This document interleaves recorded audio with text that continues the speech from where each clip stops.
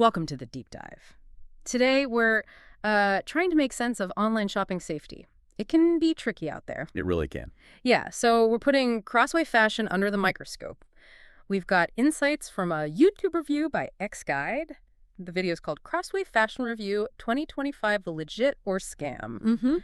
Our mission really is to figure out if this site is the real deal or, maybe something you should avoid and hopefully give you some tools to spot this stuff elsewhere. Absolutely. And that mission's vital because, well, when you find a new online shop, being critical is it's your best shield. Right. This deep dive isn't just about Crossway Fashion. It's about learning to see those specific signs, the ones that tell you if a site is reliable or if it's completely missing those signs. Okay, let's unpack this then. What's the headline verdict from X-Guide? Because it sounds pretty clear-cut. Oh, it is. S-Guide was unambiguous. They said Crossway Fashion has multiple red flags and an extremely low trust score. Extremely low? Wow. So what does that actually mean for you if you're thinking of buying something? Well, an extremely low trust score basically screams risk. It's not just some random number. Yeah. It usually pulls together things like, how old the website is, what customers are saying publicly. Like on Trustpilot. Exactly. Trustpilot, other review sites, domain details, how transparent they are overall. Think of it like a quick check on legitimacy. And this one's failing the check, basically. Pretty badly, yes. Okay, so the trust score is bad news. But X-Guide looked at actual customer experiences too, right? What specifically stood out there? Yeah, they found this really consistent pattern, especially on Trustpilot. Lots of reports of unfulfilled orders and poor customer service. That's the filled orders. That's like the worst case scenario, isn't it? You pay, you get nothing. Precisely. And the key here is the pattern. It wasn't just one or two people having a bad time. When you see loads of customers saying, I never got my stuff or I can't reach anyone, it suggests something's fundamentally broken with the business.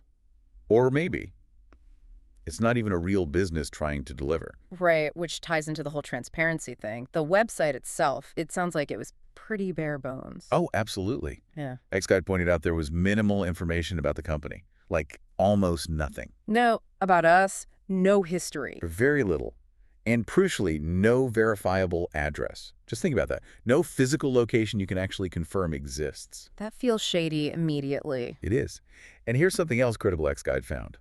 The site uses registrar services, often linked to high-risk or scam sites. Okay, what does that mean, registrar services? So the registrar is the company that manages the website's domain name, its web address.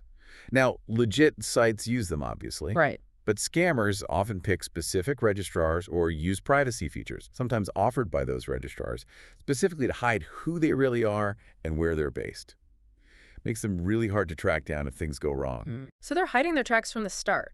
Okay, but it wasn't just what was missing, was it? It was also about what was on the site, the products, the pricing. Exactly. It's the whole picture. Beyond the lack of info, X-Guide flagged suspicious pricing, things priced way too low. The too good to be true deal. That's the hook. They also saw generic product images, pictures you could probably find on a dozen other sites. Stock photos, basically, not their own stuff. Probably not. And then a big one. The complete absence of clear policies for returns or refunds. So if you do get something and it's wrong or you just don't want it, tough luck. Seems like it. No clear way to get your money back. And when you put it all together, the secrecy, the weird prices, the generic photos, no return policy. Yeah. Well, the source strongly suggests the site may be more interested in collecting money than delivering products.